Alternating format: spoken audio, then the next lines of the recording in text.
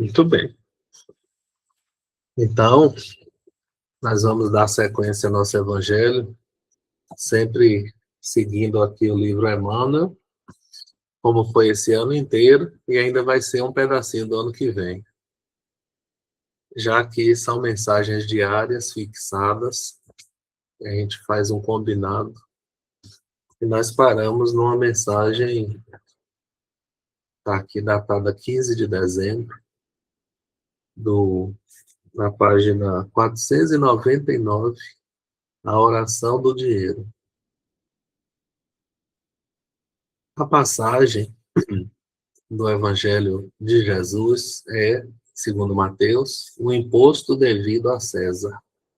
Então, o tema dessa noite, ele vai se relacionar assim à questão do dinheiro e, mais ainda importante, a questão do que significa César, o governo mundano, terreno.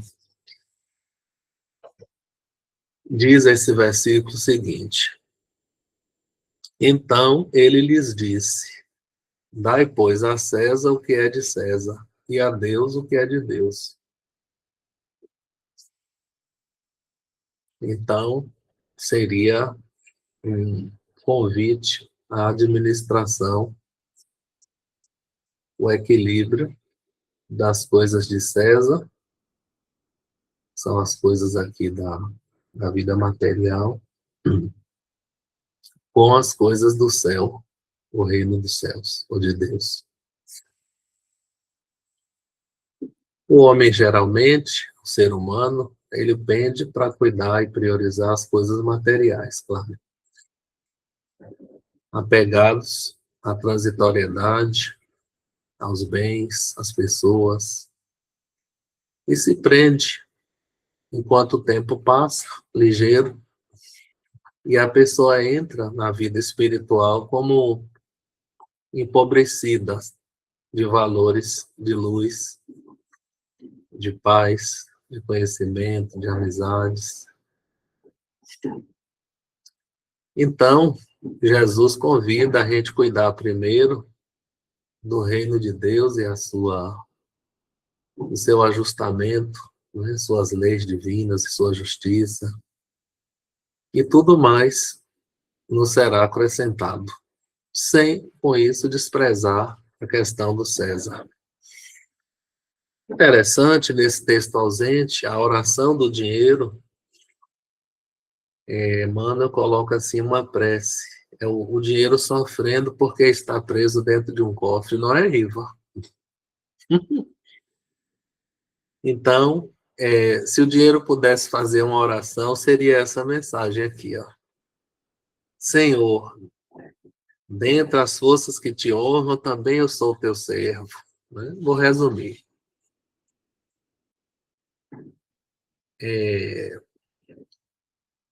Sou um recurso neutro, né? Frequentemente em regime de cativeiro, escondido nas gavetas, nos cofres, nos investimentos. Muitos me escravizam para que eu lhes cumpre ilusões, mentiras, prazeres e consciências. É o uso indevido, o uso irresponsável, nocivo do dinheiro.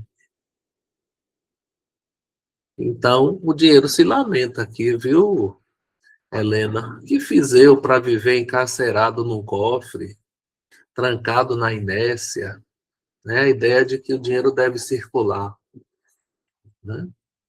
O dinheiro deve circular. Existem algumas ideias assim de o padeiro que vende um pão e compra um remédio, e o farmacêutico bota gasolina, o dono do posto compra o pão.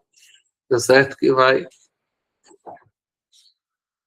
o dinheiro deve circular como o sangue no corpo. Quando para, ele pode gerar problemas. Então, ele faz um apelo aqui à beneficência. Diga-lhe, Senhor, que sou o conforto das mães esquecidas, o arrimo dos companheiros em provação, o leite das crianças, o remédio da pessoa enferma. Lembra do óbolo da viúva e encerra que hoje a gente tem preconceito com dinheiro, mas ele não falava que o dinheiro é ruim. Antes falava sobre o tributo, que a gente deve dar o tributo ou imposto devido a César. Nasci para fazer o melhor. Esteja eu vestido de ouro ou de papel, saiba, Senhor, eu também sou de Deus. Interessante que na mensagem seguinte ele vai dizer que o mundo é de Deus, que nós somos de Deus e não de César. Justamente a mensagem diante de Deus e de César ele volta a falar da questão do dinheiro. César é o governo político. Tá? César é o governo político, que é temporário, que é transitório, terreno, mas o mundo é de Deus. A vinha é do Senhor, né? A terra é a vinha de Jesus, assim. O governador absoluto, assim. Então, Emmanuel fala assim, olha, não devemos ser parasitas sociais. Emmanuel não alisa não, viu, Riva? Viu, Kátia? Não devemos ser parasitas sociais. Com essa mensagem, ele está dizendo, não vale dizer assim, eu pago imposto, então o governo tem que me dar agora tudo. Quando a pessoa nasce, ela tem a iluminação pública, ela tem um hospital, ela tem as ruas já prontas. Tudo isso ela já recebe assim. Então, tem uma tradução do Evangelho que é devolver a César o que é de César, né? Então, é a obrigação que a gente tem com a sociedade, com tudo que a gente recebe, a segurança pública, a escola. Então, pagar o imposto, ele diz assim, não só pagar o imposto, mas contribuir com o governo de César, tá? Então, ele fala, nós somos de Deus, tá? E César não substitui Deus. Então, devemos participar da vida e não esperar tudo do governo. Participar da vida seria alguma atividade para o bem da humanidade, para o bem da sociedade, contribuir. A missão que nós temos. Às vezes é uma missão profissional, né? Da justiça, da educação, da limpeza pública, da saúde, tá? Uma missão da ciência, da arte. Então, ele convida assim, vamos ouvir a consciência e executar o nosso dever para evitar problemas com a Receita Federal, com César. Então, ele cumprir a lei do trabalho, que é uma lei, ninguém pode passar pela vida só recebendo, sem fazer nada, não é saudável. Auxiliar o próximo, auxiliar uma nascente, uma fonte, auxiliar plantar uma árvore, cuidar da natureza, da floresta. E tudo que nós temos, os bens, nos são emprestados. Tá? Então, a gente deve fazer um exercício de 6 virtudes aqui. Vamos fazer o exercício da compreensão, da bondade, da paciência, da tolerância, do otimismo e da fé. Dessa vez eu não fiz sigla não, viu, Rivas? Então, para que a gente contribua para a harmonia coletiva, a prosperidade coletiva em torno de nós. Então, conclui a mensagem assim: doemos a Deus o que é de Deus, oferecendo o melhor de nós mesmos em favor dos outros. E César estará realmente habilitado a amparar-nos e a servir-nos hoje e sempre em nome do Senhor.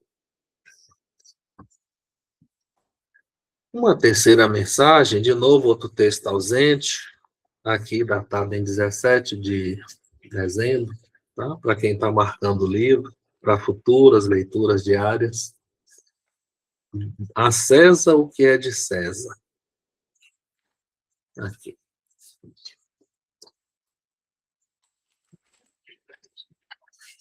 Então, dar a César o que é de César. Qual o sentido profundo dessa frase? Tá?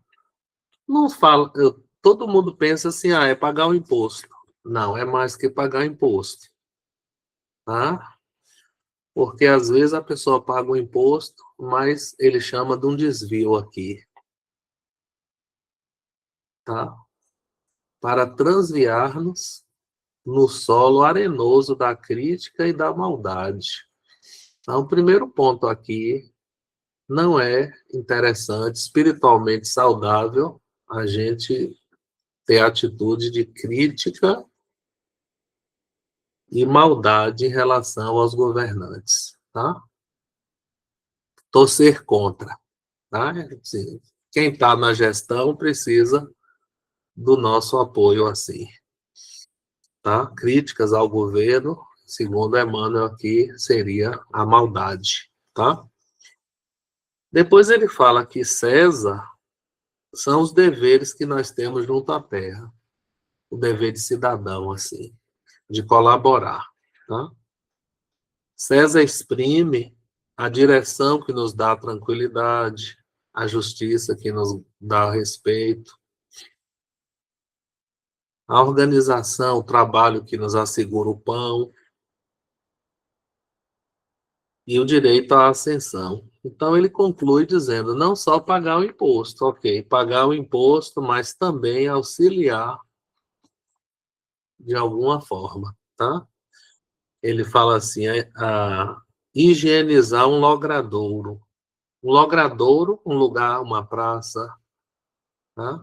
Um lugar público, deixar aquilo limpinho, assim, plantar uma árvore, cuidar. Ele fala auxiliar na execução de um estatuto, para aperfeiçoar uma lei, e também auxiliar educar o povo, tá? Missão dos professores, não só deles, a missão de todos nós, assim, educar o povo, auxiliar o pensamento. Somente assim estaremos colaborando para o reino de Deus se aproximar aqui entre nós. Tá? Aí vem uma mensagem mais longa, repare aí, Riva, a mensagem mais longa, Jesus e César, né? Onde ele continua falando um pouco da política do mundo. Tá? Política do mundo. Ele fala assim, se Jesus tivesse feito acordos, porque na política do mundo tem os acordos, né? Então você cede aqui, e aí você me dá um cargo ali, e tal, e me dá um emprego acolá, e a gente, né? É todo cheio de... O político, querendo ou não, ele vai precisar fazer acordos assim. E isso acaba que tira a liberdade, assim, da pessoa fazer exatamente aquilo que gostaria de fazer, assim, ele está preso, né? Está preso por acordos. Então, Emmanuel fala assim, olha, imagine se Jesus fizesse um acordo com César na época, que era o poder romano dominante. Hein, Kátia? Se Jesus recorresse à proteção de César, ele fala assim, alguns patrícios, que era a nobreza, se encarregariam de obter altos favores e proteção, teria uma legião de soldados à disposição, né, com a força da espada. Pedro, Tiago e João seriam, né, iriam vestir de forma mais assim pomposa.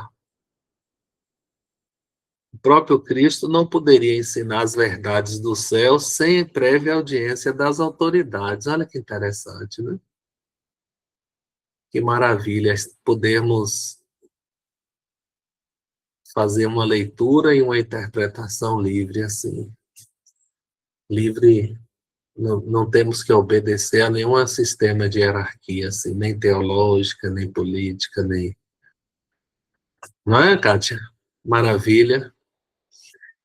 Porque um religioso profissional, seja um sacerdote católico ou um pastor, ele precisa se alinhar com a teologia da igreja. Não pode contrariar. Se ele contrariar, ele é desligado, ele perde o emprego, né? Então, naturalmente, nós teríamos, né, assim, uma bela doutrina forte, politicamente forte. Aí ele pergunta, mas depois, o que aconteceria depois? Ah, as consequências de Jesus fazer uma concessão, assim, fazer um acordo com o poder temporário, né? Bom, depois a bela organização religiosa, como Marco Aurélio, tá? Cheio de nobreza, de austeridade, mas que durante seu governo, embora ele filósofo, né? Embora ele um filósofo, escritor, mas durante o seu governo se verificaram perseguições terríveis e sangrentas ao cristianismo, sem nenhuma consideração da sua parte. Tá? Então, o mestre, ao invés de acordo, ele preferiu estar unificado e seguir o comando de Deus, que era o Pai do céu. A política de Jesus, como deve ser a nossa, pelo menos os dirigentes espirituais de casas e tudo, deve ser, não tem lugar para mim, nem embaixo, nem em cima, nem direita, nem esquerda, nem meio, né? Não tenho. A questão é o reino de Deus em primeiro lugar, tá? Então, Jesus compreendia a necessidade da organização humana e política, mas, acima de tudo, ele serviu o reino de Deus, que é um reino maior, né? E ele dirigiu o seu evangelho, tá? Dirigiu o seu evangelho para o homem físico, mas também para o homem espiritual. Vamos olhar o chat aqui um pouquinho. Andréa Cleone, boa noite. Lete, Isabel e Consa. Armênio está na área também. Olá, Armênio. Parabéns atrasado, viu? Prazer tê-lo aqui com a gente. Então, nós não devemos esperar nem exigir da política humana a solução dos problemas transcendentes de ordem material, tá? A mudança, ela parte da gente, tá? Então, Emmanuel fala umas coisas bem interessantes. Aqui na Terra, o sacerdócio organizado costuma ser o cadáver do profetismo. Foi bem assim no cristianismo. Os concílios dos papas e tudo, os médiuns, os profetas perderam a voz. A teologia é o museu do evangelho. Então, a teologia enterra o evangelho livre em espírito e verdade. E o culto externo nem sempre favorece a revelação, a espontaneidade, o espírito. Tá? Então, Emmanuel, na entrelinha, ele diz coisas bem fortes aqui, e frases de impacto. Para concluir, não esqueça aquele que auxiliou romanos e judeus, atendendo ao povo, respeitando as autoridades, dando a César o que é de César, e a Deus o que é de Deus. Porém, o seu reino ainda não é deste mundo, pelo menos desse mundo de materialismo, esse mundo de ego, de... Eu estou vendo a mãozinha aqui levantada, vamos ceder aqui a voz, deixa eu ativar aqui o som.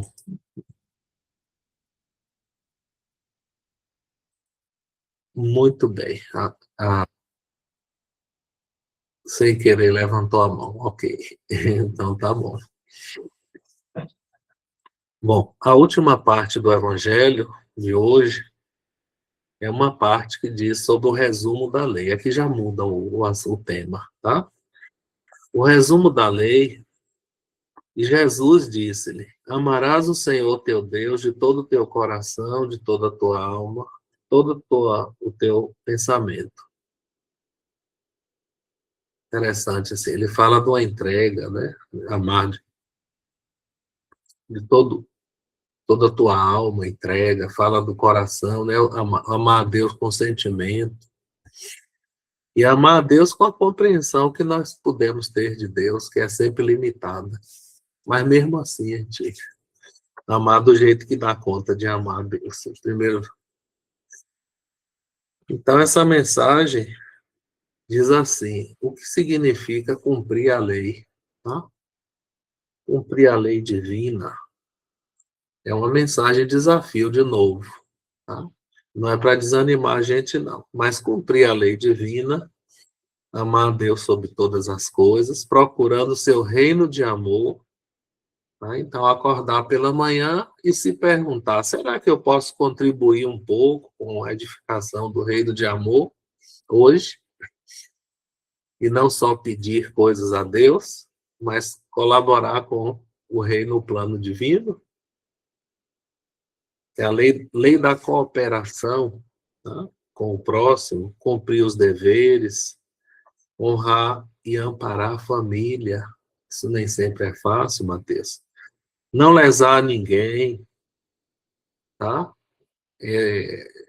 Praticar a lei do trabalho, o perdão como uma das sublimes formas de caridade, tá? Relevar o mal, esquecer, não cobiçar. Isso aqui foi lá em Moisés, lá atrás, né? No Êxodo 20, né? Os 10 mandamentos. Não cobiçar o bem do próximo. E aqui uma lição tão prática que a Emmanuel dá, Riva, a moderação com o gasto financeiro. Diz assim, ó: busquemos não realizar despesas além das possibilidades, ainda mesmo que essa medida nos custe sacrifícios ingentes. Nossa, que difícil, viu? Emmanuel Alberto está aqui falando assim, olha, né? Só dá o passo possível, né? Graça também está aqui curtindo. Então, tá? Não é fácil, né? Fácil é gastar. Crédito é débito, né? Crédito é débito. No cartão. Eu vou repetir. Busquemos não realizar despesas além das possibilidades, ainda mesmo que essa medida nos custe sacrifícios, né? É uma coisa de educação mesmo, financeira, assim. É dura essa mensagem de Emmanuel, viu? Então, cumprir a lei divina seria espelhar o progresso, tá? Conservar os hábitos dignos e procurar servir, procurar estudar, exercitar o bem, a paciência e a compreensão. Assim vencerás, né? Então, agindo assim, a qualquer momento, estaremos habilitados a viver diante do Senhor e diante das criaturas, cumprindo a divina lei. Continuando aqui o resumo da lei, nossas último tópico do Evangelho e 3 mensagens, que fala da regra de ouro. A regra de ouro, ou a regra áurea, é fazer ao próximo aquilo que a gente deseja que o próximo nos faça. Tá? E o segundo mandamento, semelhante a este, é: amarás o teu próximo como a ti mesmo. Amar o próximo como a ti mesmo. É um dos capítulos do Evangelho também, segundo o Espiritismo. Amar o próximo e depois amar o inimigo. Esses dois vêm juntos. Mensagem do dia 20 de dezembro. A regra de ouro fala que foi ensinada sempre na humanidade, Mateus. A regra de ouro foi ensinada pelos embaixadores do Cristo que eram enviados assim, ou de forma positiva, fazer o outro que você gostaria que o outro te fizesse, ou de forma negativa, não fazer o que você não gostaria. Essa é mais passiva, né? A outra dá mais trabalho. Fazer dá mais trabalho do que não fazer. Hein, Alberto? Nunca matei, nunca roubei, né? Também nunca fiz nada, né? Pois é. Então, os gregos falavam, eu não vou dizer a frase, está aqui na mensagem, os gregos, os chineses, os egípcios, os hebreus, os romanos. Em toda a antiguidade, os povos receberam a lei de ouro, a regra de ouro. Só que os mensageiros viviam mais ou menos, concretizavam na vida prática, Helena, mais ou menos. Para concluir aqui, Kátia, com o Mestre Jesus, todavia, a regra de ouro ela é uma novidade divina porque Jesus ensinou e exemplificou, não com virtudes parciais, mas na plenitude de trabalho, de abnegação, de amor, tanto na claridade das praças públicas e não lá no esoterismo fechado, segredo, revelando-se aos olhos da humanidade inteira. Essa comunidade de Jesus era aberta, assim, era para todos, nada secreto, assim. A outra mensagem fala assim, o tempo da regra áurea. Tá? Qual seria o tempo da regra áurea, Riva? Hoje. Hoje é o tempo da regra áurea, tá? Não é amanhã, no futuro, não é para os outros, né? Então, façamos hoje o bem que aspiramos receber, alimentando sentimentos que esperamos que os outros alimentem para conosco, os pensamentos em relação ao próximo. Vamos falar as palavras que gostaríamos de ouvir, corrigir em nós aquilo que desagrade nos outros, respeitar a tarefa dos outros. Aí vai seguindo. Consideraremos o tempo, o trabalho e a opinião e a família do vizinho tão preciosos quanto o nosso. Resumindo, auxiliar sem perguntar, amparar as vítimas do mal, trabalhar e servir, desculpar as ofensas, conservar o dever na linha reta e usar paciência e sinceridade. Faremos assim aos outros o que desejamos que os outros nos façam, para que o amor não enlouqueça em paixão e para que a justiça não se desmande em despotismo. Agiremos persuadidos de que o tempo da regra de ouro, em todas as situações, será sempre hoje. A última mensagem, a gente já está em nossa meia hora de reunião.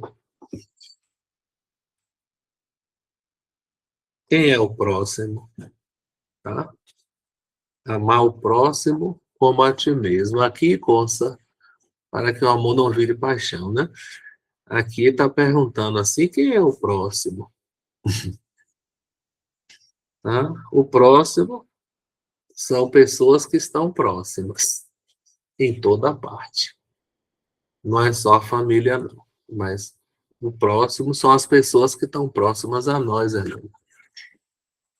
É aquele coração mais próximo de nós. No lar, são os pais, os filhos, os parentes, até os hóspedes. Agora, no Natal, vai ter, assim, hóspedes.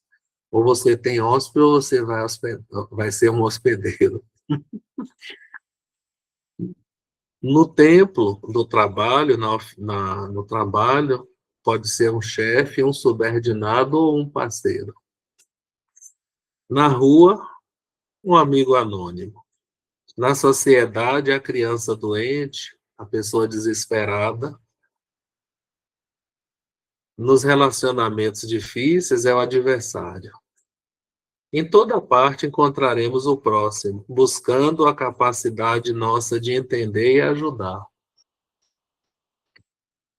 Então, a gente nasceu nessa vida para aprender a entender e para ajudar. Deus não fala assim, vai lá e resolva o problema do outro. Não, então, está pedindo só assim, ajude, se puder, ajude. Se não puder, não atrapalhe. Mas o problema de José é o problema de José, não é seu. Sua parte seria ajudar José. Né? Não sei porque citei José aqui, mas como o genérico. E aí ele fala aqui numa frase assim, quem somos nós? O que é que somos nós, Iva? Nós somos, ele diz assim, ó, santos e heróis ainda não residem na Terra. Se fosse para eu dizer, ninguém que está encarnado é boa bisca, né? Somos nós espíritos humanos, mistos de sombra e luz. Ah, é a maturidade, você entender que você e o próximo é um misto de sombras e luzes. Um casal apaixonado só enxerga as luzes um do outro. Aí depois, numa primeira crise de casamento, só enxerga as sombras. Quando é que a gente vai enxergar o misto de sombras e luzes? Não só em nós, mas nos outros também, né? Ou não só nos outros, mas em nós principalmente. Então, misto de sombra e luz, misto de amor e egoísmo, de inteligência e ignorância. A gente conhece umas coisas e ignora outras.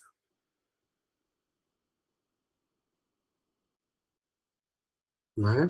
A fé não substitui a ação, porque a fé sem obras é morta em si, como diz Tiago 2, a cartinha. Né? Então, ele vai dar uma frase de impacto agora. Vai dizer assim, ó, cada pessoa, nossa fase evolutiva, traz uma coroa de rei e uma espada de tirano. Então, a gente deve estimular o lado bom da pessoa. Né? Se chamas o fidalgo, o rei, encontrarás um servidor. Mas se você atiçar o guerreiro, terá um inimigo feroz. Hein, André? Por isso mesmo, Jesus afirmou que devemos amar o próximo como a ti mesmo. E para concluir, gente, a última frase aqui do Evangelho de hoje é que o Espírito, quando ama verdadeiramente, encontra 1000 meios de auxiliar cada instante, e o próximo, na essência, é o degrau que surge diante de nosso coração por abençoado caminho de acesso à glória celestial. Muito importante isso aqui. Então, vamos repetir? O próximo, para nós, é o degrau de acesso à glória celestial. Então, é aprendendo o maior desafio que temos, a maior dificuldade que nós temos, aprender a convivência, relacionamento. Eis o nosso problema, assim. Se fosse fazer uma hierarquia, o que vem em primeiro lugar? Dificuldade humana, convivência, relacionamentos uns com... Não é, Riva? O próximo, para nós, é o degrau de acesso à glória celestial. Se a gente aprender a conviver, a gente vai dar. Não é pisar em ninguém para subir, não, mas assim, a gente vai acabar subindo junto com essas pessoas. Vamos subindo abraçados, assim.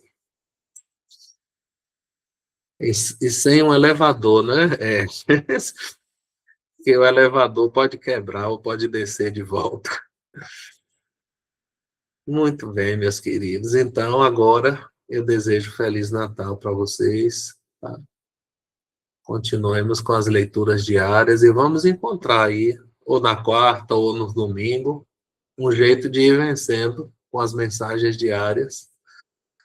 E esse livro ainda dura janeiro. Em fevereiro ele termina e já vamos mudar para o volume 2, que é o volume de Marcos.